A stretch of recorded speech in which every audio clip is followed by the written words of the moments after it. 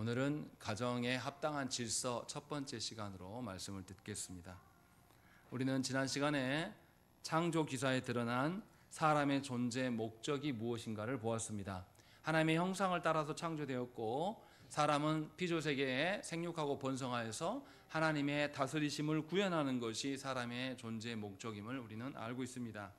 그런데 하나님께서는 이 일을 아담 홀로 수행하는 것이 좋지 않다고 여기셔서 하와를 창조하시고 이 두 사람이 한 몸을 이루어서 하나님이 명하신 사명에 힘쓰는 것이 온전하다라고 말씀했어요. 다시 말하면 사람은 결혼을 통해서 하나님의 그 형상을 반영하고 하나님의 어떠하심을 피조세계에 구현해야 될 그런 사명이 있는 자들입니다.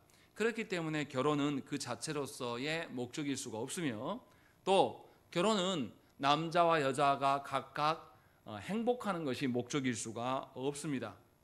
남자와 여자는 결혼을 통하여서 하나님 나라를 확장하는 일, 하나님 나라의 질서를 세우는 일에 힘써야 되는 것이 그들의 사명이에요. 그러니까 결혼은 방편에 불과한 것이지 그것이 궁극의 목적일 수가 없음을 우리가 말씀을 배웠습니다. 그래서 결혼의 내 대상자, 배우자를 우리가 찾을 때는 남자 여자가 뭐부터 확인해야 되겠습니까? 상대방에게 나와 동일한 하나님 나라의 확정의 사명이 있는가라는 것을 살피는 것이 매우 중요합니다. 다른 요건들이 중요한 것이 아니라 이 사람이 정말로 나와 함께 가정을 통해서 하나님 나라를 이루어가려고 결혼하는 것인지, 아니면 자기의 행복을 이루려고, 아니면 배우자를 통하여서 배우자의 헌신을 요구하고 자신을 증명하려고 결혼하는 것인지를 살펴야 한다는 것이죠. 그래서 하나님이 주시는 가정을 통하여서 하나님의 창조 목적을 세워가는 것이 온전한 가정됨임을 우리가 말씀을 통해서 배웠습니다. 이제 하나님께서 그냥 결혼만 하면 저절로 하나님 나라가 이루어진다라고 말씀하시는 것이냐? 그렇지 않다라는 것이죠. 우리가 살아서 결혼해서 혼인 생활을 해봤지 않습니까? 하고 있지 않습니까? 결혼했다고 해서 저절로 아내와 남편의 역할이 저절로 정리되는 것이 결코 아닙니다. 결혼할 때는 몰랐는데 결혼을 해보니까 이 온전한 가정을 이루려고 하니까 부단한 노력이 있고 부단한 자기 부인이 필요한 것을 우리는 경험하고 있습니다. 그런데도 우리가 먼저 전제해서 알아야 될 게 뭐냐면 가정 안에 하나님께서 주신 질서가 있다는 것이죠. 그 질서에 따라서 우리가 하나님 앞에 세워져 가야 됩니다. 하나님께서 피조세계를 창조하실 때 질서를 주셨음을 우리가 알 수 있습니다. 창조 기사를 보면 어떻습니까? 저녁이 되고 아침이 되니 몇째 날이더라 이 말씀한단 말이죠. 그러니까 저녁과 아침이 있고 이것이 날이 된다라는 그런 질서를, 또 그리고 땅에 식물들이 있는데 뭐라고 말씀하십니까? 하나님이 그냥 하는데 지 멋대로 있었더라 이렇게 말씀합니까? 아니요. 그 종류대로 있었다라고 하면서 창조 안에 질서가 있음을 말씀해요. 또 하나님 뭐라고 말씀하십니까? 윗궁창과 아랫궁창의 물을 나뉘고 물이 무트로 올라오지 못하도록 하나님께서 경계를 지었다. 그러한 질서가 있으니까 창조 세계가 돌아가고 있다라고 성경은 말씀합니다. 마찬가지로 만물이 그러한 것처럼 하나님께서는 가정도 어떤 부여하신 질서가 있다라고 말씀합니다. 오늘 본문을 잘 보시면, 오늘 에베소서 본문을 삼아놨는데요, 이 에베소서의 본문의 특징은 뭐냐면 예수 그리스도로 말미암아서 너희가 잃어버렸던 본분, 잃어버렸던 질서를 회복해야 되는데 그 질서가 아내와 남편에게만 있는 것이 아니라고 말씀합니다. 그래서 우리가 본 본문에는 아내와 남편의 질서를 설명하고 있고 6장으로 넘어가면 어떤 질서가 나옵니까? 자녀와 부모의 질서, 또 5절부터는 종과 상전의 질서가 어떠한 것인가 라고 말씀하고 있어요. 무슨 말이냐면 우리가 타락함으로 말미암아서 하나님께서 원래 주셨던 질서가 있는데 이것을 다 우리가 잃어버렸습니다. 그래서 가정을 세울 때도 세상 사람들이 말하는 가정을 세우고, 또 부모와 자식 간의 관계를 설정할 때도 세상이 말하는 부모와 자식 간의 관계를 설정한단 말이죠. 또 주인과 종의 관계, 자본주의 세상 속에서 말하면 회사에 나가서 내 위 상사와 나의 관계를 설정할 때도 세상 사람들이 말하는 식으로 우리를 설정한단 말이죠. 그것이 과연 그리스도인의 삶의 방식이냐? 아니라고 말씀하고 있어요. 그 방식으로는 도무지 너희가 하나님 나라의 확장을 이룰 수 없다. 그래서 새로운 질서가 있다라고 말씀하시는 것이 남편과 아내의 관계에 대한 질서입니다. 그래서 우리는 분명하게 알아야 돼요. 성경은 분명하게 세상의 방식과 다른 이야기를 합니다. 뭐라고 말합니까? 누가 머리라고 말합니까? 23절 읽겠습니다. 기분이 나쁘신지 대답을 안 하시니까 읽어야죠. 읽겠습니다. 시작.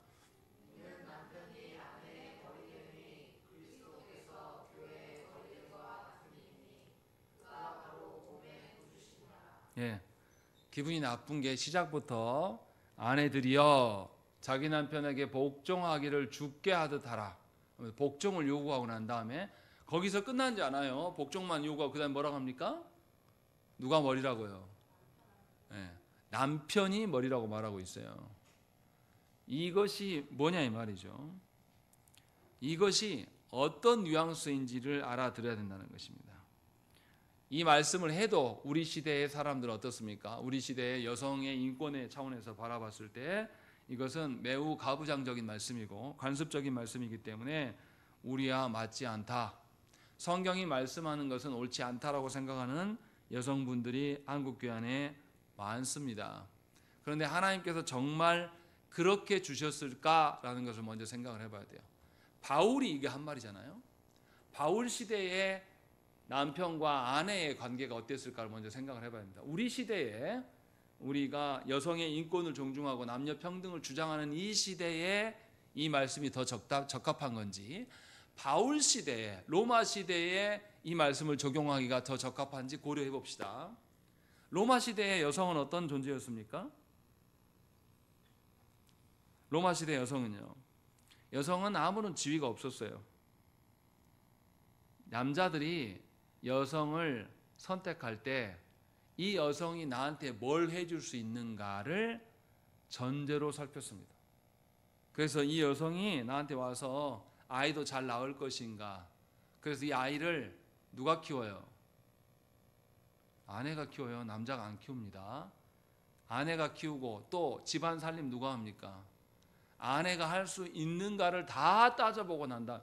이렇게 말하는, 이렇게 여러분들이 결혼한다고 생각해 보십시오. 그럼 여러분 뭐라고 할 거예요? 그런 결혼이에요. 그런 결혼. 그러면 물어볼 거 아니에요. 그럼 남편은 뭐 합니까? 이렇게 물어보잖아요. 안 해요. 로마 시대의 가정이 그렇다는 겁니다. 그래서 남자들은 어떤 이유에서든지 이 아내가 질리면 어떻게 하냐면 버릴 수 있습니다. 그냥 이혼증서 써주고 그냥 버리면 돼요. 이게 유대인들 가운데서도 통용됐던 사회입니다. 그리고 또 둘 남자와 여자가 가정 안에서 동반자다 이런 관념 자체 아예 없었어요.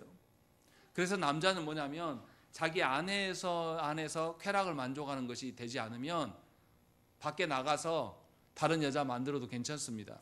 또 창녀하고 자고 다니고 이런 것들이 일상화된 사회였어요.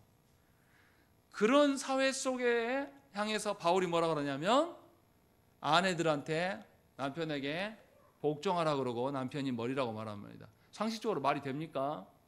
또 그 다음에 뭐라고 합니까? 그리스도께서 교회를 돌보듯이 남편한테 하라고 한단 말이에요. 이거 말도 안 되는 이야기예요. 로마 시대에 적용하면 우리 시대보다 더 적용하기가 힘든 이야기입니다.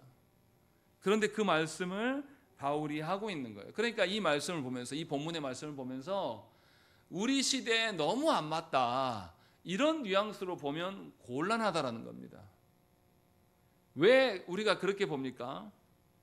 바울이 이렇게 가르치는 것은 당시 사회상이 이렇기 때문에 남자와 여자에게 서로 유익되는가를 알려주려고 말하는 게 아니에요. 그 뉘앙스가 절대 아니라는 겁니다. 우리는 결혼을 이야기할 때도 어떻게 하려고 합니까? 남편과 아내의 역할을 배울 때 뭐 하려고 배웁니까? 성경을 읽으면서 아내들이여 복종하라, 이 말 누가 잘 듣겠습니까? 남자 놈들이 많이 들어요. 그리고 이걸 듣고 가서 아내한테 드밀어요. 또 반대로 남편들아 아내 사랑하기를 그리스도께서 교회를 사랑한 것처럼 자기를 내어준 것처럼 사랑해라. 이걸 누가 잘 듣습니까? 아내들이 듣고 가서 누구한테 내밀어요. 봐봐 25절 뭐라고 써있는지. 너 나한테 그렇게 하냐? 이렇게 하는 거. 이 관점은 뭐냐면 하나님의 말씀을 누구 관점에서 다 왜곡시키는 겁니까? 내 관점에서 남자는 남자대로 여자는 여자대로 내 형편과 상황에 맞춰서 성경을 보고 있는 거예요. 그런데 바울은 그렇게 말하고 있는 게 아닙니다. 남자와 여자를 한 몸 되게 한 것이 언제 사건이냐면 창조의 사건이에요. 하나님이 처음 부르셨을 때부터 남자는 이런 역할이고 여자는 이런 역할이다. 누구 관점에서 말한 겁니까? 하나님 관점에서 이야기를 하는 거란 말이죠. 그러니까 남편과 아내의 관계를 이야기할 때에 뭔가 내가 혜택받는 식으로 이 말씀을 보면 말씀을 남용하는 겁니다. 말씀을 왜곡시켜서 변질시키는 거예요. 그래서 동일한 말씀 전체로 보는 게 아니라 아까도 말했지만 남편들은 아내들이여 이 부분만 쳐다보고 있고 아내들은 남편들아 라고 하는 부분만 쳐다보고 있어요. 이렇게 되면 어떻게 됩니까? 성경에서 어땠어요? 하나님의 말씀을 1.1핵이라도 빼앗거나 더하면 어떻게 된다고요? 생명책에서 하나님 지워버리신다고 했어요. 이미 그렇게 보는 그 관점이 뭐예요? 하나님의 구원과 상관없는 자라고 성경은 말하고 있습니다. 그러니까 이 본문을 보면서 우리가 기억해야 될 것은 뭐냐면 내가 뭔 혜택 받으려고 이 본문 보면 곤란해요. 내 역할이 뭔가, 가정 안에서 내가 어떻게 살아가기 위한 이 방편으로 이 말씀을 봐야 된다는 것이죠.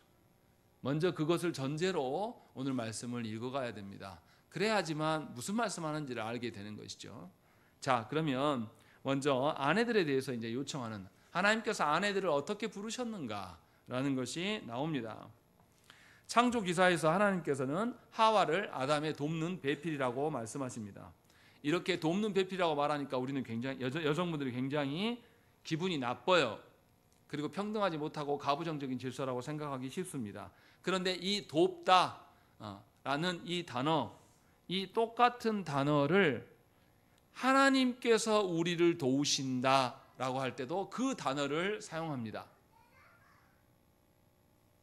도율이 조용히 하고 있어야지 왜 예배 시간에 떠들어요? 조용히 예배 드리세요. 하나님께서 우리를 도울 때 도우신다라고 말하는 그 돕는과 아내가 남편을 돕는 것과 똑같은 단어란 말이에요. 그럼 적용해서 생각을 해보십시다.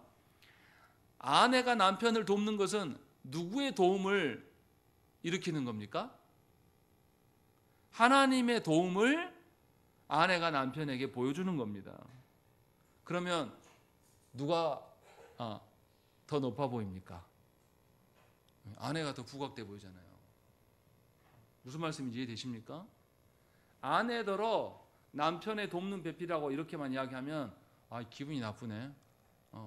저 녀석을 위해서 내가 맨날 도와야 되냐? 라고 생각할 수 있는데 이 도움이 누구의 도움이라는 거예요?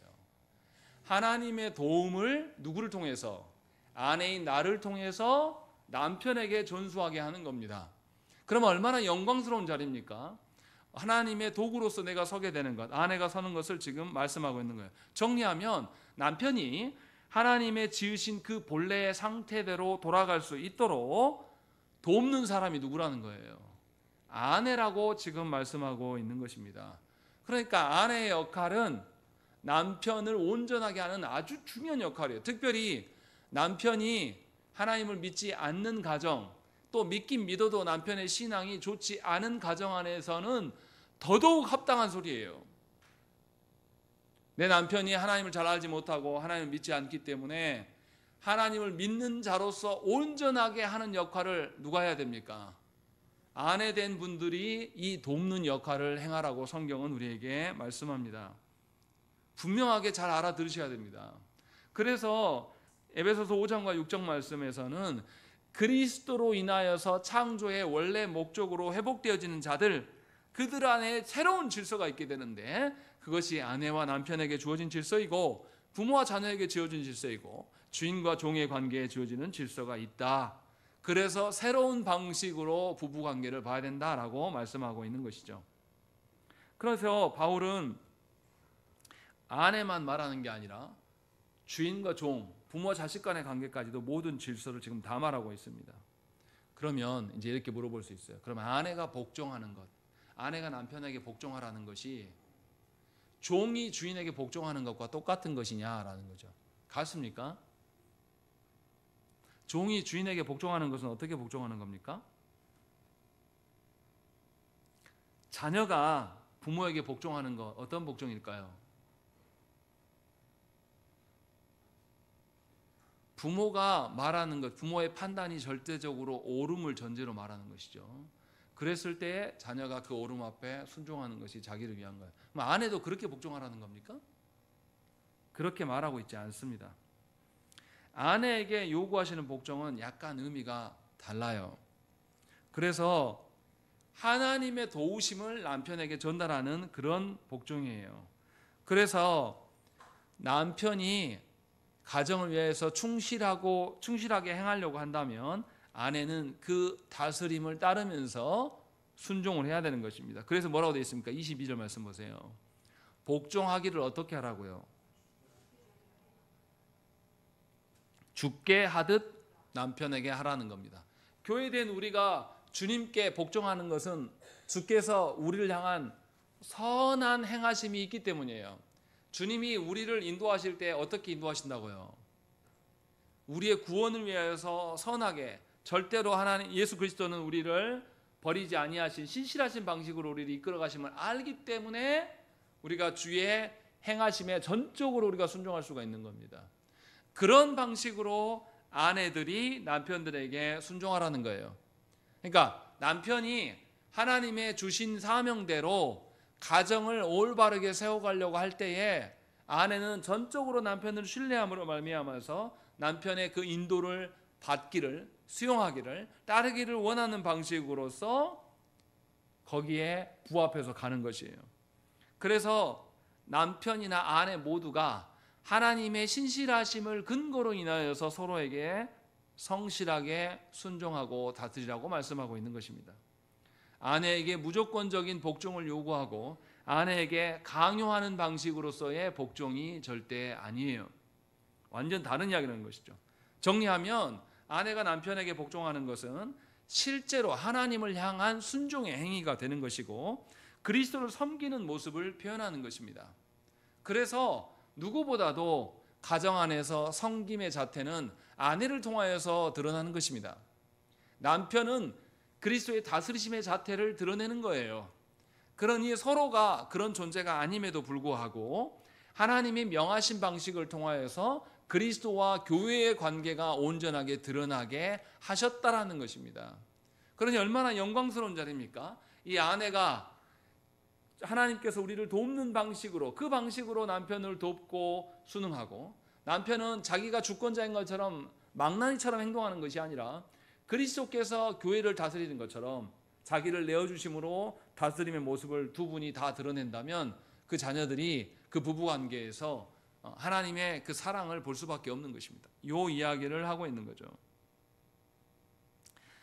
이것이 아내의 돕는 배필로서 하나됨의 첫 번째 드러나는 양상이에요. 두 번째는 뭐냐면 창세기 3장 16절 말씀에 뭐라고 되어 있습니까? 우리 한번 찾아보시죠. 창세기 3장 16절 말씀. 15절은 너무 잘 아니까. 창세기 3장 16절 말씀 읽겠습니다. 창세기 3장 16절입니다. 시작.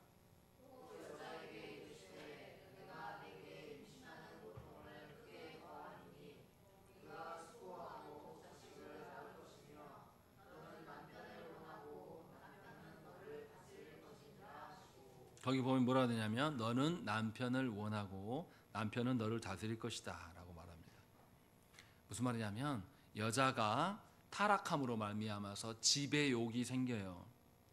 그래서 남편을 자기의 손바닥 위에 두려고 합니다. 어딜 가? 몇 시에 와? 오늘 뭐 해? 뭐 먹었어? 이렇게 이야기하는 것이 타락한 본성에서 기인하는 것이다. 라고 이 욕망에 사로잡혀서 남편을 다스려요. 세상을 다스리는 것은 남자인데 그 남자를 다스리려고 하는 것이 여자다라고 성경은 이야기를 합니다. 그래서 하나님께서 여자에게 뭐라고 말합니까? 너는 남편을 다스리려고 하지만 누가 너를 다스릴 것이다. 남편이 너를 다스림이 타락의 결과다라고 말씀하고 있어요. 이렇게 말씀하시는 것은 뭡니까? 여자에게 있는 지배하려고 하는 그 욕망을 하나님께서 절제시키는 겁니다. 그래서 아내에게 남편에게 순종하라, 복종하라고 말씀하고 있는 것입니다. 그래서 남편의 인도함에 자신을 내어주는 것이 온전한 결혼의 하나됨이고 질서라고 하나님 말씀하고 있는 것입니다. 결혼 생활할 때 이 구도가 깨어져 버리면요, 어떻게 되냐면 여성의 어떠함이 강조된다든지 아니면 힘으로 누르는 남편의 어떠함만이 드러나게 돼요.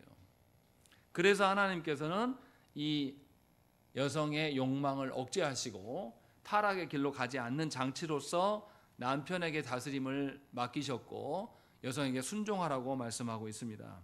여기서 이제 오해하지 말아야 될 것은 여자분들이 잘 들으셔야 됩니다.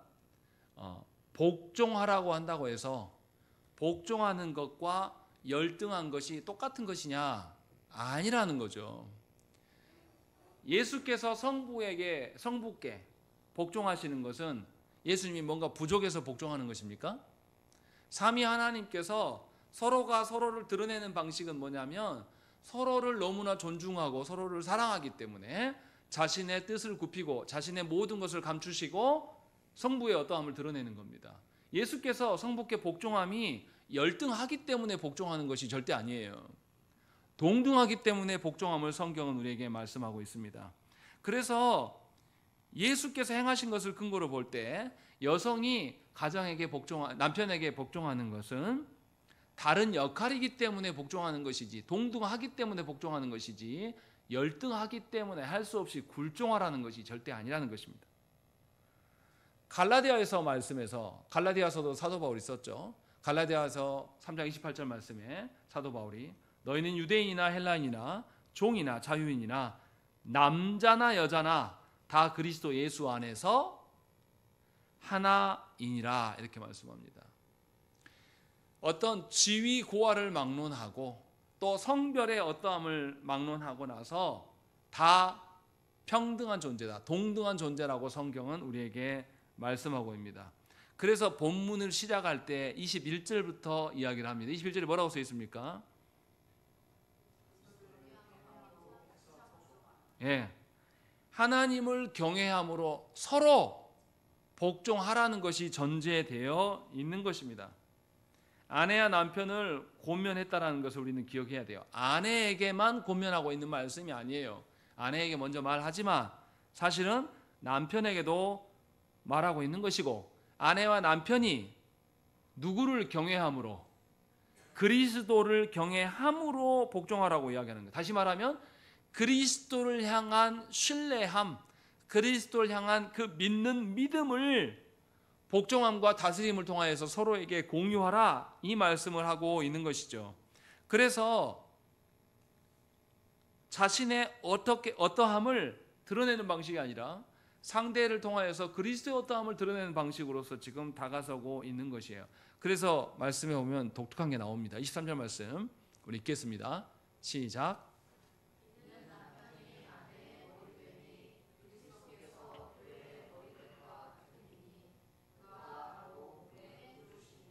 예, 예수님을 뭐라고 이야기하냐면 예수님을 교회의 머리됩니다 라고 말하는데 머리로만 말하지 않고 그 다음이 중요합니다. 뭐라고 되어 있어요? 그가 바로 몸의 구원주이시다 라고 이야기를 하고 있는 것이에요. 예수님이 머리 되심은 몸을 구원하시는 분이기 때문에 머리다 라고 말하는 거예요. 남편이 아내의 머리됨은 아내를 구원하는 자이기 때문에 그렇다라고 말하고 있는 거예요. 무슨 말입니까? 남편이 아내의 머리됨이라는 것은 아내의 유익을 위하여서 머리됨이라는 뜻이에요. 아내의 연약함과 부족함과 이 어리석음을 남편이 잘 보완해서 그 어려움으로부터 건져내는 것, 이 역할을 하려고 남편이 머리됩니다 라고 말씀하고 있는 것입니다. 그래서 남편에게 복종하는 것, 그 전제가 뭐냐면 남편은 여인을 보필하는, 여인의 모든 것들을 책임지는 이 이야기를 지금 하고 있는 것이죠. 그래서 남편은 여인의 보호자이면서 양육자이고 인도자가 되는 겁니다. 그래서 머리라고 말씀하고 있는 것입니다. 그렇다면 남편이 여인의 온전한 구원자이고 보호자이고 지지자이고 부양자이냐? 그럴 수는 없습니다.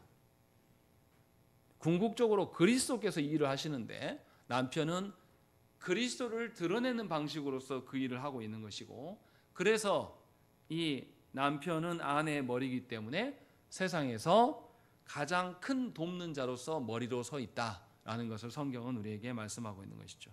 이것이 아내에게 복종하라고 하는 이유이고 복종을 통해서 드러나는 그 어떠함이다라고 말씀하고 있는 것이죠. 마지막으로 24절에 보면 바울이 뭐라고 말합니까? 우리 24절 말씀 읽겠습니다. 시작.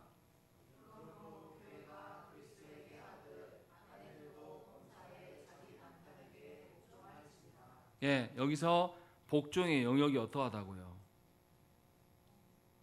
범사에 그냥 한두 군데 하고 마는 것, 이런 거 안 돼요.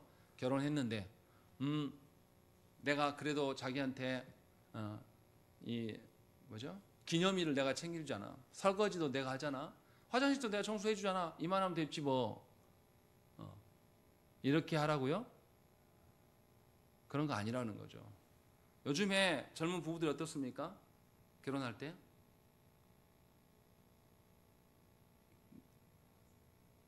때 어떤 부분만을 말해요. 내가 다른 거는 잘 못 해주는데 뭐는 해준다. 이런 식으로, 이런 논리를 펴니다. 그래서 이런 식인 거죠. 내가 이거는 해주잖아. 이 말은 뭐예요? 내가 이거 해주면 만족하지 뭔 말이 많냐 이 말이거든요. 이것으로 만족하고 먹고 떨어져. 이거하고 똑같은 겁니다. 이것은 굉장히 이기적인 거예요. 그런데 성경은 뭐라고 하냐면 아내에게 남편에게 복종하는데 어떻게 하라고요? 범사에 하라는 겁니다. 또 이렇게 말하면 여성분들이 기분 너무 나쁜데 이렇게 말할 수 있습니다. 이렇게 화가 날 수도 있어요. 그런데 그 의미를 말하는 게 아닙니다. 남편이 하나님 그리스도께서 교회의 머리 되신 것처럼 아내의 머리가 된다라는 것은 아내의 모든 것을 지켜내려고 하는 거예요. 모든 것에서 인도자이고 지지자이고 안정을 도모하는 자라고 지금 성경은 말하고 있는 것입니다. 그래서 아내에게 순종하는데 조건부적으로 순종하지 말라라고 지금 이야기를 하고 있는 겁니다. 어떤 분들은 그렇게 하고 그런 분들이 있어요. 제가 이제 젊은이들 보면서 참 안타까운 게 뭐냐면 이게 없어요. 옛날엔 그런 낭만 모르겠어요. 제가 나이 먹어서 이런 소리 하는지 모르겠는데 옛날에는 이 사람이 나한테 어떻게 하든지 말든지 좋아하는 사람들이 있었습니다. 이게 또 어떻게 생각하면 무서운 일이 될 수도 있어요.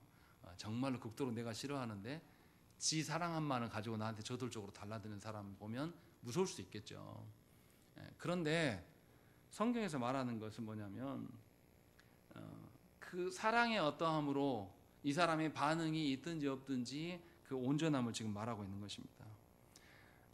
젊은이들 가운데 상대방의 반응을 보고서 내가 움직이겠다라고 하는 경우가 많이 있어요. 내가 좋으면 어떻게 해야 됩니까? 내가 좋으면 어떻게 해야 돼요? 아니 이런 거요. 저 젊었을 때는 남자와 여자가 있으면 누가 먼저 하는 게 일반적인 겁니까? 그게 온당하냐 이 말이에요. 우리 사회 분위기가 남자들이 와서 하는 거지. 나도 마음속으로는 있어요. 근데 사회 분위기가 그래. 그래서 내가 먼저 하면 안 될 것 같아. 그래서 보고 싶어 죽겠는데 집에서 안 그런 척하고 참고 있는 건 이거 현명한 겁니까? 미련한 겁니까? 미련한 겁니다. 멍청한 거예요. 그러면서 뭐라고 하냐면 어떻게 남자가 먼저 해야지 여자가 그럴 수 있냐라고 말하는 것은 사랑을 아무것도 모르는 겁니다. 그냥 조건부적 사랑하고 싶은 거예요. 상대방이 반응 없으면 난 더 이상 사랑하지 않겠다. 이 뜻이거든요. 근데 지금 성경에서 그 이야기 하고 있냐? 왜 아내에게 범사에 순종하라고 하고 있는가라는 걸 알아야 돼요. 조건부적으로 남편에게 하나님의 도우심을 공급하는 자가 되지 말라라는 거예요. 저 녀석이 나한테 하는 걸 보고 나서 내가 할까 말까 좀 고민해 볼게요. 이 뜻으로 아내에게 순종하라는 뜻이 아닙니다. 하나님께서 우리를 도우실 때에, 하나님이 우리를 도우실 때에 조건부적으로 우리를 도우십니까? 하나님 보면서 너 하는 꼬라지 봐서 내가 도와주든지 말든지 할게, 하나님 이렇게 하십니까? 그렇게 안 하시거든요. 하나님은 우리가 어떻게 생각하든지 하나님 보시기에 가장 귀한 것으로 우리를 살피시고 가장 선한 길로 우리를 인도하시려고 범사에 우리를 살피시는 하나님이에요. 그런데 아내로서의 그 돕는 배필로서의 그 역할을 드러낼 때에 조건부적으로 하는 분들이 참 많아요. 그래서 자기의 상황과 처지에 따라서 할 때도 있고 안 할 때도 있는 거지 뭐 이것을 합리화시킵니다. 또 남녀 간의 사랑함에 있어서 자존심을 내세우는 것이 있습니다. 얼마나 추잡스럽습니까? 결혼해서 살아보면 무슨 말인지 압니다. 더 값지고 귀한 그 질서가 있고 그 의로움이 있는데 내 자존심, 알량한 자존심 때문에 그게 다 막히고 드러나지 않는다고 생각을 해보십시오. 하나님께서 그것을 본다고 하세요. 하나님께서 우리가 이룬 가정, 이 부부간의 가정을 보니까 자존심 하나 때문에 두 사람이 하나님의 다스림과 하나님의 영광을 드러내지 않아서 자녀들이 그것을 보지 못한다고 해보십시오. 주 앞에 그렇게 선다고 해보십시오. 주께서 뭐라고 하겠습니까? 우리의 그 알량한 자존심을 우리 안에 딱 붙여두고 그래 존중해 줄게 그럴까요? 하나님께서 우리의 알량한 자존심을 어떻게 하겠습니까? 톡 띄어가지고 세상 앞에서 걸레로 만든 다음에 자 이래도 이게 가치 있는 것이냐 하고 보여줄 거예요. 우리를 사랑하시기 때문에. 분명하게 조건부적으로 남편에게 순종하라는 것이 아닙니다. 범사에 순종함으로 그리스도 하나님께서 우리를 도우심을 남편에게 공급하여서 남편의 온전한 다스림이 가정 안에 있게 충성하라는 것이죠. 이것이 막중한 의무이다라고 말씀하고 있습니다. 그래서 33절에 뭐라고 되어 있습니까? 우리 33절 말씀 읽겠습니다. 시작.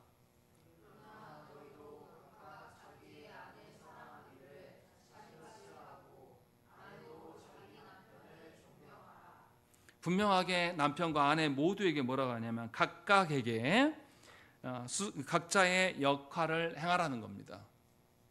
분명하게 한 사람에게만 일방적으로 말하고 있는 것이 아니라 하나님께서 두 사람 모두에게 말씀했어요. 그럼 두 사람 모두가 어떻게 하냐면 모든 일에 있어서 그 일에 순종하고 나아가야 되는 것입니다. 그래서 남편이라는 직분이 가정 안에서 온전하게 세워질 수 있도록 아내가 범사에 순종함으로 설 때에 가정이 하나님의 영광을 드러내는 처소가 되는 것임을 성경은 우리에게 말씀하고 있어요. 그래서 아내의 순종이 아내의 그 가정 안에서의 돕는 배필로서의 직분이 굉장히 중요한 것입니다.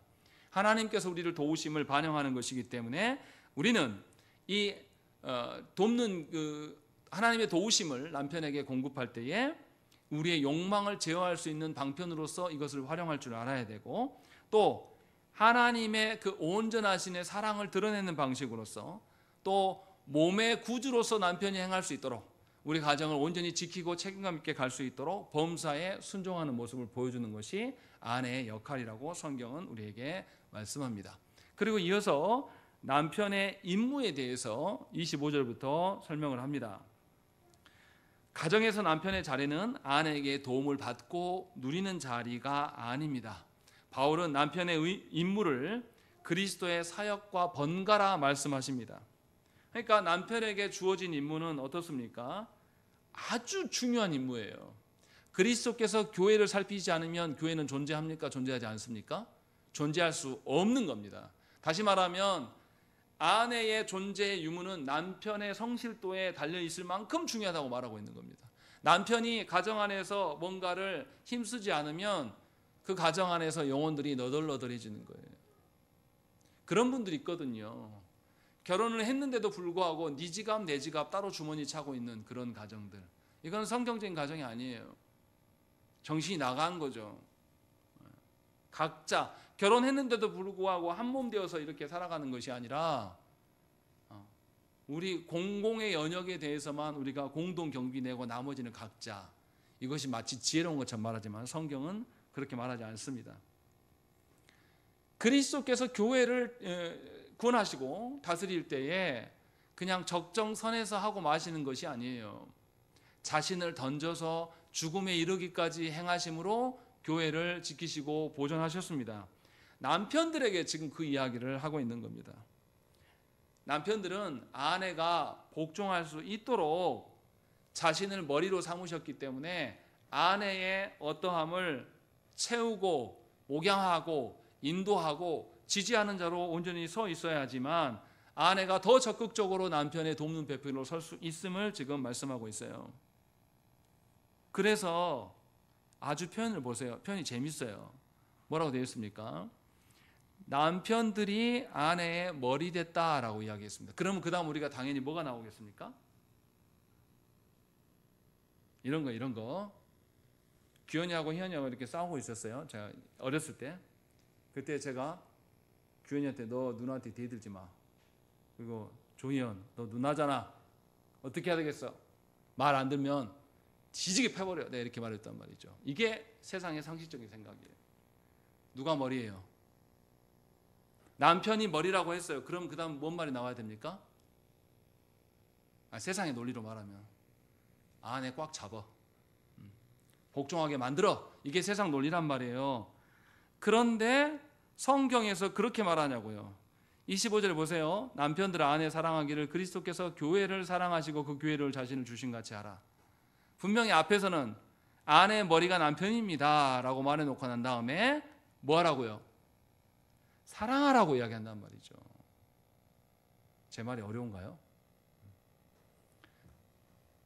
남편이 네가 이 가정의 머리야. 가장이야. 네가 가장이니까 가정의 질서를 꽉 잡아. 이렇게 말하는 게 세상 논리란 말이에요. 그런데 하나님은 바울은 뭐라고 말하냐면 남편이 아내의 머리입니다 라고 말한 다음에 질서를 잡으세요 이렇게 말하지 않아요. 그 다음에 뭐라고 하냐면 사랑하세요 라고 이야기합니다. 어떻게 해요? 그리스도께서 자신을 교회를 위하여서 내어주심처럼 그렇게 사랑하세요 라고 말하는 거예요. 그러니까 가정 안에서 남편이 머리 될 수 있는 유일한 방식은 뭐라고요? 아내를 위하여서 자기 자신을 내어줘서 사랑하는 것, 요 방식 외에는 머리가 될 수 없다, 요 이야기를 하고 있는 겁니다. 그러니까 남편들이 자기의 능력의 어떠함으로 아내 앞에서 이렇게 기세등등하게 하는 것은 자기 역할 안 하고 있는 겁니다. 그런 사람들이 있거든요. 내가 생활비 너한테 얼마나 주는데 네가 지금 나한테 이러냐? 이렇게 말하는 남자들이 있어요. 자기 능력치로 자기의 돈의 어떠함으로 아내를 대하는 것은 머리 되는 것이 아니라고 성경은 말하고 있는 겁니다. 아내를 위하여서 교회를 위하여서 그리스도께서 죽기까지 자기를 내어주심처럼 그렇게 사랑해야지만 남편이 머리라고 말할 수 있다라고 성경은 우리에게 이야기를 하고 있는 거예요. 그러니 남편은 아내의 연약함까지도 다 수반해야 될 존재예요. 그것을 저와 여러분들이 알아야 되는 것입니다. 성경에서 사랑이 세 종류가 나와요. 예를 들어서 성적인 열정이나 에로틱한 사랑을 나오기도 하고 또 부모와 자녀 사이에 나눈 가족 간의 어떤 그런 사랑도 나타나기도 합니다. 그런데 본문에 드러난 남편과 아내의 사랑은 이런 사랑이 아니에요. 남편은 아내를 위하여서 자신을 희생하는 이타적인 사랑으로서의 사랑을 말하는 것입니다. 근데 우리는 결혼할 때 뭘 꿈꿉니까? 결혼할 때 남편과 아내를 향해서 어떤 사랑을 꿈꿔요? 로맨틱한 사랑을 꿈꾼단 말이에요. 어찌 살아보시니까 어떻게 로맨틱한 사랑이 가정 안에 있으십니까?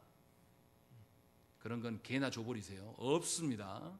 그래서 세상 사람들이 가정생활을 오래 한 사람들이 뭐라고 말합니까? 의리로 산다 이렇게 이야기한단 말이죠. 근데 성경은 뭘로 살으라고 말하는 것이죠? 그리스도께서 교회를 위하여서 자신을 내어주시는 이타적인 사랑, 내가 부서지더라도 아내의 어떠함이 바르게 세워지는 것, 이렇게 사랑하는 사랑을 해라 라고 지금 남편들에게 요구하고 있는 것입니다. 그러니까 자신이 손해가 있더라도 남편은 아내의 유익을 위하여서 존재하는 존재가 되어야 되는 것입니다. 그래서 분명하네 이 가정 안에서 온전한 사랑의 그 어떠함을 남편에게 책임지게 하고, 아내에게는 남편의 이 다스림과 인도 앞에서 순종함으로 하나님의 도움을 함께 주라고 이렇게 말씀하고 있는 거죠. 역할이 완전히 다른 것이죠. 이렇게 지금 이끌어가고 있어요. 부부간에 위기가 없는 게 아닙니다. 살아보면 위기의 날들이 있어요. 그런데 사랑할 수 없는 그런 상황들이 생겨나요. 상대방이 뭔가 잘 해줘야지 하고 싶을 때도 있고, 그거 반응 보면서 하고 싶을 때도 있습니다. 그런데 그리스도께서 교회를 사랑하시면 그렇게 하신 게 아니에요. 교회의 반응 보고 사랑하신 적이 한 번도 없습니다. 언제나 한결같이 사랑하셨고 그 방식으로 우리를 존재케 하셨습니다. 그래서 교회는 환난과 핍박 속에서도, 없어질 것 같은 상황 속에서도 존속케 하시고 지난 역사 가운데 계속 존재케 하셨다는 것입니다. 그래서 남편은 아내가 가정 안에서 존재할 때에 온전하신 그 하나님의 어떠함을 닮아서 계속 지속될 수 있도록 사랑해야 되는 것입니다. 그래서 부부간의 사랑은 이런 게 아니에요. 뭐 어디 좋은 데 가서 막 그런 분들이 있어요. 저는 개인적으로 좀 이해가 되지 않아요. 제 변호일 수도 있습니다만 이게 오해가 없기를 바라고, 목회자 부부인데도 이런 분들이 있어요. 우리 아내가 세상 친구들을 만나고 오면 굉장히 초라해져 갖고 온다 라고 말하면서, 그래서 나는 아내에게 잘해주려고 내가 얼마를 모으고 있다, 이렇게 말하는 분들이 있습니다. 하나님이 주신 부부간의 사랑을 모르니까 그런 소리를 합니다. 부부간의 사랑은 세상이 말하는 것처럼 좋은 어떤 음식을 먹고 좋은 찻집을 가서 해결되는 그런 게 아니에요. 둘만의 이렇게 그런 거 있잖아요. 혼인할 때 사진 찍은 거 말고 요즘에 또 하잖아요. 자녀들이 커가지고 무슨 사진이라고 그러죠? 네? 아무튼 제가 다 그 단어를 잊어버렸어요. 관심이 없어가지고. 네. 근데 나이 들어가지고 다시 결혼식 하는 거 막 은혼식이란가요? 이런 거 하잖아요. 이런 식으로 사랑 확인하는 것이 부부의 사랑이 아니란 말이에요. 성경에서 말하는 부부의 사랑은 그리스도께서 보여주신 사랑에 입각한 그 사랑이에요. 그러니까 남편이 아내에게 보여줄 수 있는 사랑은 삼위 하나님께서 보이신 사랑을 보여줘야 되는 것입니다. 그걸로 아내가 위로받아야 돼요. 그런데 남편이 아무리 그 사랑을 주고 싶어도 아내가 나 다 그딴 거 필요 없고 나는 여행도 좀 다녀야 되겠고 나는 옷도 좀 사 입어야 되겠고 나 이런 것이 사랑이야 라고 말하면 두 사람은 절대 하나 될 수가 없는 것입니다. 그러니까 성경에서 말하는 부부간의 사랑은 에로스적일 수도 없어요. 남녀간의 사랑을 절대 말하지 않습니다. 그리스도께서 교회를 사랑하심을 근거로 이야기를 하는 것이죠. 그래서 남편이 온당하게 서는 것은 그리스도께서 자신을 내어주셔서 교회를 살리신 것처럼 자신의 희생을 통하여서 아내와 자녀들이 온전하게 세워지는 일을 힘쓰고 있는 것을 아내가 발견하면 되는 거예요. 뭔가 이만큼 남들은 몇 평에 살고 무슨 차를 타고 다니는데 당신은 뭐 했냐 라고 말하면서 이렇게 말하는 여자는 하나님이 말씀하시는 사랑을 전혀 받으려고 하는 태도 자체가 없는 겁니다. 성경에서 다른 이야기를 하고 계신다는 것이죠. 그러니까 우리가 알아들어야 돼요. 남편이 보여줄 사랑에 대해서 세상의 에로스적이나 세상의 어떤 데이트하거나 어떤 이런 걸로 반영할 수 없는 사랑임을 기억해야 돼요. 그래서 25절에 뭐라고 합니까? 그리스도는 자신을 교회를 위하여서 내어주셨다, 이 이야기를 하고 있는 것입니다. 희생적이고 헌신적으로 섬겨한다는 것입니다. 아무리 남편이 능력이 많아도 아내에게 자신을 내어주지 않으면 그는 부부간의 사랑을 하는 게 아닙니다. 아무리 능력이 없어도 자신의 전부를 내어주면서 아내를 사랑하면 아내는 거기에서 하나님 말씀하시는 부부간의 사랑을 발견할 수 있습니다. 이 이야기를 지금 하고 있는 것이죠.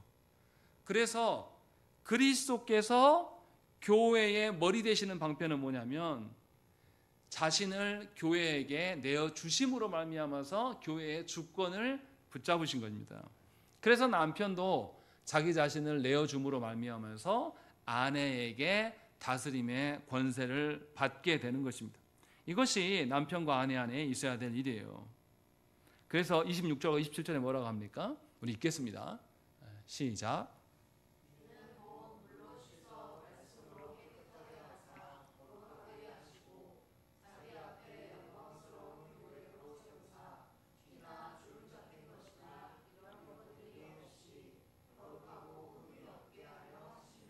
분명히 뭐라고 말씀합니까? 예수께서 자기를 내어주시는 사랑으로 드러난 것이 뭐예요? 흠이 없고 깨끗하게 하다 뭐 그런 건 이해합니다. 그런데 어떤 교회를 세우신다고요? 영광스러운 교회. 좀 이거 뉘앙스가 안 맞잖아요. 지금 이거 누구한테 이야기하는 겁니까? 지금 이게 누구한테 이야기하는 거예요? 남편에게 한단 말이에요. 남편에게 아내를 사랑하라고 했어요. 그러면 이런 사랑을 통해서 그리스도도 이런 사랑을 하셨는데 그리스도께서 교회에게 드러난 사랑은 뭐냐면 영광스러운 사랑이다 이렇게 말한단 말이에요. 영광과 사랑이 매칭이 됩니까? 남편이 아내를 위하여서 헌신하고 사랑해라 라고 말했으면 그 다음 우리는 뭘 기대해요? 아내가 행복해하는 것, 아내가 즐거워하는 것, 이런 가정 되라 이렇게 맞잖아요, 논리적으로. 그런데 사도 바울은 뭐라 그럽니까? 행복한 교회, 사람이 만족하는 교회, 풍성한 교회 이런 이야기 안 한단 말이에요. 뭐라고 해요? 영광스러운 교회로 세우시기 위함이다 라고 말하고 있는 거예요. 그러니까 남편이 아내를 사랑함을 통하여서 아내에게 드러나야 될 그 사랑이라는 것은 영광스러운 삼위 하나님의 사랑이 드러나야 될 것들을 지금 말씀하고 있는 것이에요. 그러니까 아내는 남편을 통해서 하나님의 사랑을 보라는 거예요. 썩어져 가는 세상 사랑 말하는 거 아니고, 그래서 영광을 이야기하고 그 뒤에 뭐라고 합니까? 마지막 3절 말씀에 너희는 각각 자기 아내 사랑하기를 자신같이 하고 아내도 자기 남편을, 앞에는 복종하라 그랬는데 존경으로 바뀌었어요. 왜요? 남편을 통하여서 누구의 사랑을 맛보았으니까?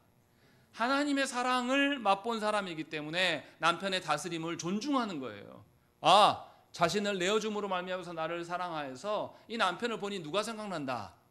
그리스도가 생각난다. 이 남편이 나에게 헌신함을 보니까 삼위 하나님이 그러하심을 근거로 나에게 하고 있구나. 그래서 이 나에게 하는 것은 곧 누구에게 행한 거예요? 하나님을 향해서 남편이 하고 있구나. 이것을 아내가 보기 때문에 아내가 남편을 존경하는 겁니다. 요 이야기를 지금 하고 있는 것이죠. 그래서 저와 여러분들이 분명히 알아야 돼요. 아내와 남편 사이에서 드러나는 사랑은 삼위 하나님의 사랑이고, 삼위 하나님의 돕는 것이고, 삼위 하나님의 영광스러움이 드러나게 한다는 것입니다. 그러니 남편과 아내가 서로를 보면서 본전 이야기하면 곤란합니다. 남편과 아내를 바라보면서 서로를 보면서, 우리 그럴 때 있잖아요. 저도 그럴 때 있어요. 거울을 딱 봤는데 왜 이렇게 늙은 놈이 나를 쳐다보고 있어요. 아, 내가 어쩌다 이렇게 팍 쉬어버렸나 이런 생각이 들 때 있습니다. 그러고 보고 세워라 이렇게 하고 있는데 그때 막 아이들이 와가지고 자녀들이 와가지고 막 괴롭혀요. 그럼 어떻습니까? 아이들이 막 사랑스럽고 좋습니까? 저리 가라. 좀 더 놔둬. 이 관점으로 보면 내가 짜증이 나요. 내가 다 소진된 사람이구나 라고 이야기한단 말이죠. 그런데 성경은 가정 안에서 그거 보라고 말하지 않아요. 육신은 그냥 혼자 살아도요 어떻게 됩니까? 그냥 가정 이루고 살지 않아도 세월이 되면 어떻게 해요? 거울 보면 아주 늙고 쭈그러 망탱이가 딱 서 있는 거예요. 어쩔 수 없는 겁니다. 왜냐하면 그게 죄의 결과이기 때문에. 그렇게 판단하는 게 아닙니다. 이 가정 안에 하나님의 온전하심이 드러나게 내가 살아왔는가, 내가 그런 방식으로서 남편의 역할을, 아내의 역할을 하고 있는가라고 성경은 우리에게 말씀해요. 그래서 29절 말씀 뭐라고 합니까? 우리 읽겠습니다. 시작.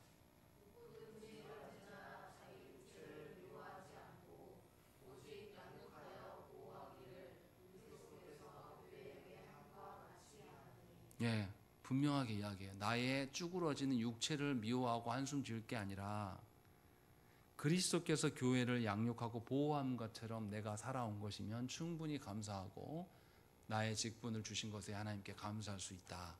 이 이야기를 하고 있다는 것입니다. 그래서 남편과 아내의 사랑은 이기적이고 본전을 불러일으키는 그런 사랑이어서는 곤란합니다. 계속 자신을 내어주고 자신을 희생함으로 상대가 온전히 삼위 하나님의 사랑 앞에 계속 깊이 젖어드는 것, 그렇게 하는 것이 각자의 역할임을 성경은 우리에게 말씀하고 있어요. 그래서 이 모든 것 30절 보세요. 여기서 우리는 누굽니까? 남편과 아내, 이 두 사람은 뭐라고요? 그 몸의 지체이다. 그리스도의 몸이다 라고 이야기하는 것입니다. 다시 말하면 내 아내는 나의 아내가 아니라 그리스도의 몸으로서 내 아내인 거예요. 뭐가 먼저입니까? 그리스도의 몸이어야 돼요. 그러니까 남편이 아내를 바라볼 때는 그리스도 위에서 바라봐야 돼요. 그리스도 안에서 바라봐야 돼요. 아내도 남편을 바라볼 때에 그리스도를 근거로 바라봐야 됩니다. 그리스도를 빼버리고 나면 뭐가 생각납니까? 이제 본전 생각이 나죠. 어이구, 내가 너 때문에 내가 이 개고생을 하고 산다 하면서 이렇게 바뀔 수밖에 없는 거예요. 그러나 분명하게 성경은 30절부터 계속 무슨 이야기 하냐면 우리는 그리스도의 지체로서 부모를 떠나서 한 몸 되어서 살아온 존재입니다. 그래서 서로가 각자 역할을 행함으로 다스리고 존경할 수가 있습니다 라는 이야기로 바울은 마무리 짓고 있는 것입니다. 그러니 가정 안의 질서의 첫 번째로 부부간의 그 질서를 볼 때에 우리는 서로 안에서 그리스도의 어떠함을 반영해야 되는 것이에요. 아내를 향하여서, 남편을 향하여서 나를 각인시키는 것이 목적이 아니라 나를 통해 드러난 그리스도의 어떠함, 나를 통해 드러난 삼위 하나님의 어떠하심이 상대방이 알 수 있도록 행하는 것이 남편과 아내의 목적이고 본분이다 성경은 말씀하고 있어요. 만약에 여러분들의 배우자가 여러분을 통하여서 하나님을 발견하지 못한다라면 여러분들은 직무유기를 하고 있는 겁니다. 그 직무유기에 대해서 하나님께서 물으실 거예요. 그간 가정생활을 몇 년을 했는데 네가 그러고 있냐라고 물으실 겁니다. 그러니 우리 자신을 돌아보십시다. 가정 안에서 내가 정말로 하나님이 주시는 아내의 직분으로서 살아가는 자인지 아니면 그냥 나로 살아가는지 우리 자신을 돌아보면서 내가 남편으로 사는 건지 아니면 나로 사는지 회개하셔서 주 앞에서 온전히 세워가는 가정의 기틀을 잡으시기를 간절히 축원합니다. 함께 기도하겠습니다.